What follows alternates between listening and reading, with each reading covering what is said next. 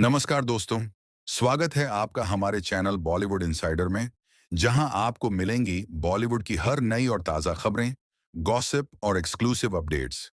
यहां पर हम बात करेंगे आपके फेवरेट स्टार्स की लाइफ, फिल्म्स और वो सब कुछ जो आप जानना चाहते हैं। तो चलिए शुरू करते हैं बॉलीवुड की इस मज़ेदार दुनिया में एक और रोमांचक सफ़र। 6 साल पहले भारतीय दर्शकों ने यश को केजीएफ के जरिए पैन इंडिया सुपरस्टार बनते देखा। रॉकी का किरदार, जिसे यश ने निभाया, सिर्फ बगावत और ताकत का प्रतीक नहीं था, बल्कि उसकी भावनाएं भी हर किसी के दिल को छू गईं। एक सीन जो हमेशा याद रहता है, वो है जब रॉकी एक परेशान माँ की मदद करता है और कहता है, दुनिया की सबसे बड़ी योद्धा एक माँ होती है। ये सीन इतना इमोशनल था कि रॉकी की असली सोच को इसने दिखा दिया, जो दर्शकों के दिल को छू गया। हाल ही के एक इंटरव्यू में यश ने इस सीन के पीछे की क्रिएटिव प्रोसेस को लेकर दिलचस्प बातें शेयर की। उन्होंने बताया कि यह सीन असली स्क्रिप्ट का हिस्सा नहीं था। पहले इस सीन में दिखाया गया था कि रॉकी एक बुजुर्ग महिला को सड़क पार करवाता है, लेकिन एडिटिंग सेशन के दौरान एग्जीक्यूटिव प्रोड्यूसर रामा राव ने इसमें बड़ा बदलाव करने का सुझाव दिया। चूंकि रॉकी की मां उसकी कहानी का अहम हिस्सा थी, तो इस खास पल में उनकी भावना को जोड़ना सही लगा। जब इंटरव्यू में उनसे पूछा गया, अगर कोई क्रिएटिव चर्चा होती है, तो स्टीवन स्पीलबर्ग ने एक बार कहा था कि उनकी समस्या यह थी कि उन्हें कभी ना नहीं कहा गया। क्या आप बराबरी के साथ बातचीत कर सकते हैं? जिस पर जवाब देते हुए यश ने कहा, मैं हमेशा ऐसा माहौल देता हूं जहां लास्ट असिस्टेंट डायरेक्टर भी आकर मुझसे कह सके कि पिछला टेक अच्छा था बॉस।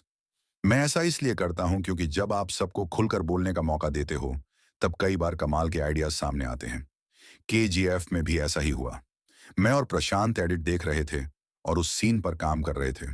जो मशहूर सीन माँ के साथ है, वो असल में स्क्रिप्ट में एक बुजुर्ग महिला के सड़क पार करने वाला सीन था। उस सीन में मैं गन निकालता हूं और इसे गन सीन के तौर पर शूट किया गया था। तो मेरे executive producer Shri Ram Rao edit देख रहे थे। उन्होंने आकर कहा, सारी फिल्म तो माँ के बारे में है, इस सीन में माँ क्यों नहीं हो सकती? ये सुनकर मैं और प्रशांत एक दूसरे को देखने लगे। हमें भी लगा ये तो गजब का आइडिया है। फिर मैंने पूछा, अब क्या करें? तो प्रशांत ने कहा, चिंता मत करो, हम इस सीन को फिर से शूट करेंगे। इसके बाद हमने एक महिला को छोटे बच्चे के साथ बुलाया। फिर रॉकी अपनी माँ को याद करता है और मैं बाहर जाकर उस महिला से बात करता हूँ। उसी दौरान हमें एक डायलॉग चाहिए था और डिस्कशन करते करते वो लाइन बन गई। सब कुछ ऐसे ही अपने आप होता चला गया। उन्होंने आगे कहा, आपको कभी पता नहीं चलता, हमने उस स्क्रिप्ट पर 4 से 5 साल काम किया था। 2014 से काम कर रहे थे, पर ये आइडिया कहाँ से आएगा, ये किसी को नहीं पता। प्रोडक्शन संभालने वाले शख्स ने आकर हमें कुछ कहा, और अगर वो बात सही हो तो उसे मान लेना चाहिए। मेरा मानना है कि यही सोच और माहौल होना चाहिए, वरना कोई भी सब कुछ नहीं जानता। सिनेमा पूरी तरह से एक टीम वर्क है। डायरेक्टर और पूरी टीम को साथ आकर काम करना पड़ता है, तभी वो मैजिक होता है। इस बदलाव ने न सिर्फ फिल्म की इमोशनल गहराई बढ़ाई, बल्कि रॉकी के किरदार को एक ऐसा पहलू दिया जिससे हर कोई जुड़ सके। यश ने केजीएफ की टीम की उस सहयोगी सोच को इसका श्रेय दिया, जिसकी वजह से ऐसे असरदार क्रिएटिव फैसले लिए गए। यही वो चीज है जिसने फिल्म को इतनी बड़ी सफलता दिलाई।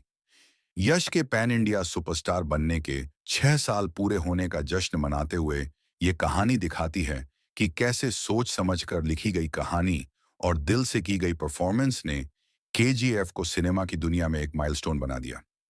काम की बात करें तो यश जल्द ही टॉक्सिक, रामायण और केजीएफ 3 में नजर आएंगे। साथ ही वो रामायण और टॉक्सिक को प्रोड्यूस भी कर रहे हैं।